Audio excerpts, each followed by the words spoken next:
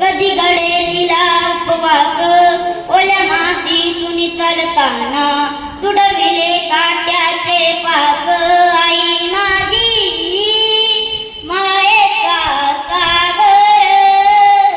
दिला तिने जीवन आला कार नभेची चांदणी तुग चंदनाची गोर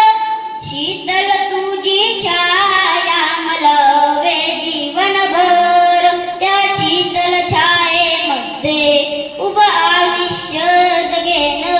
आई देवापाशी मी ग आई तुलाच ग मागेन आई माझी